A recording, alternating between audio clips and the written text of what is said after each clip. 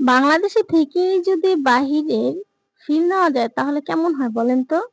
তো যদি এই ফিলটা নিতে চান তাহলে চলে আসেন আমাদের সোনারগাঁ রয়্যাল রিসোর্টে। রিসোর্টে এমন একটা জায়গা যেখানে আপনি ভিতরে ঢুকলেই দেখবেন অনেক সুন্দর প্লেস যে যা মনেই হবে না যে আপনি বাংলাদেশে আছেন। তো চলেন আজকে সেই ভিডিওই আপনাদের সাথে শেয়ার করব রয়্যাল রিসোর্টের ভিডিও। তো হ্যাঁ এভরিওয়ান সবাইকে আসসালামু আলাইকুম। আশা করি আপনারা সবাই ভালো আছেন, আমিও খুব ভালো আছি। আজকে চলে আসছি আমি আমার নতুন আরেকটি ব্লগ ভিডিও নিয়ে, যেই ভিডিওতে থাকছে আমরা আজকে রয়্যাল রিসোর্ট পুরোটা ঘুরে দেখব।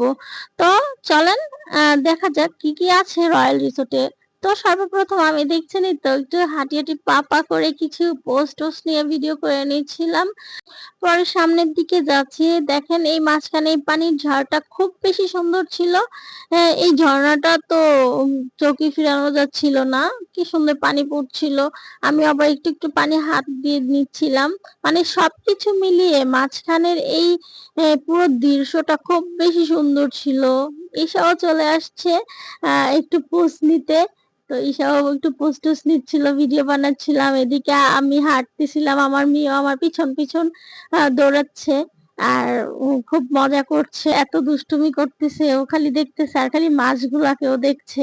আমি বললাম যে দেখো তুমি মাছ। তো ওকে নিয়ে একটু হাঁটতেছিলাম, হাঁটতে হেঁটে হেঁটে সবকিছু দেখতেছি। কত সুন্দর করে বানিয়েছে এই রিসোর্টটা, যা নাকি একদম নিখুঁত ভাবে তৈরি করেছে, যে দেখলে আপনাদের চোখ জুড়িয়ে যাবে। আসলেই খুব সুন্দর ছিল। আপনারা জানি না কে কে আসছেন, তো যারা যারা আসেন নাই তারা আসবেন, এসে দেখে যাবেন আসলে কত সুন্দর এই রিসোর্টটা। রয়্যাল রিসোর্টের এন্ট্রি ফি কিন্তু 50 টাকা। আর ভিতরে যেই রাইড গুলা আছে ওগুলা হয়তো প্রত্যেকটা রাইডে হয়তো কিছুটা 50 টাকা, কোনটা 100 টাকা, এতে করে রাইড গুলা আপনারা ঘুরতে পারবেন। বড়দেরও রাইড আছে, ছোটদেরও রাইড আছে, আপনারা ইচ্ছা করলে ঘুরতে পারবেন আর ঘুরে আসতে পারবেন।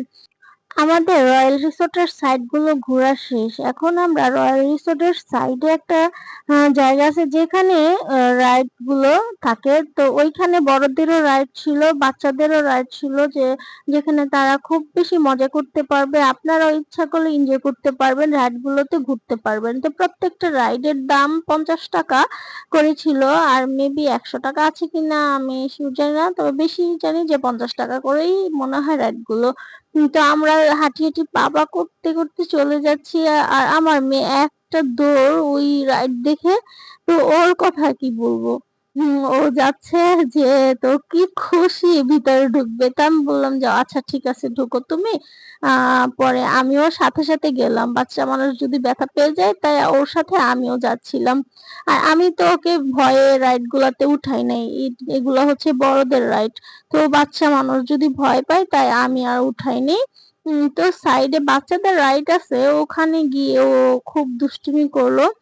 তো এইদিকে গান ছাড়ছে, মিউজিক বাজাচ্ছিল। তো আমি বললাম যে আম্মু আসো নাচি আমরা। ও কিসের নাচবে, ও বারবার বললো আমি ওইখানে যাবো ওইখানে যাবো, আমাকে বলতেছে আমি ওকে রাইডের ওইখানে নিয়ে যাই। তো বললাম আসো বাচ্চাদের রাইড আছে, আমি তোমাকে ওখানে নিয়ে যাই। তো ওরে নিয়ে আসলাম। তো মজা করছে আমার ভাগ্নির সাথে, ও খেলছে। পরে বলতেছি যে আম্মু আমি এখানে স্লিপ খাবো। আমি বললাম আচ্ছা ঠিক আছে খাও, স্লিপ খাও ওখানে। ও তো এখানে স্লিপ খেয়ে আবার বলতেছে আম্মু আমি দোল খাবো। তো ওকে দোলনাতে বসিয়ে দিলাম। দোলনাতে বসে তো চোখ বন্ধ করে ফেললো, ঘুমায় যাবে। তো আমি আবার একটু দোল টোল খাইয়ে এদিকে আবার আমার দুটো বোন ওরও মজা করছে, স্লিপ খাচ্ছে। তো মামাতো বোন গুলো খুব বেশি এনজয় করতেছিল, মামাতো বোনেরও সাথে ছিল। তো আমরা আসার পথে আবার ও বলতেছে আম্মু আমি এই নৌকাতে উঠবো। ওরে নৌকাতে নিয়ে গেলাম, একটু নৌকাতে গিয়ে ওরে উঠাই দিলাম, ও বসলো। ও বসলো আমার সাথে। আমার ভাগ্নে তুবা ছিল, তুবা বলতেছে আন্টি আমাকে উঠাই দাও। পরে আমি তুবাকে উঠাই দিলাম। দুইজনে উঠে একটু মজা টজা করে দেন আমরা বাড়ির উদ্দেশ্যে রওনা দিয়ে দিব, কারণ সন্ধ্যা হয়ে গেছে, এখন আর থাকা যাবে না। Bye bye.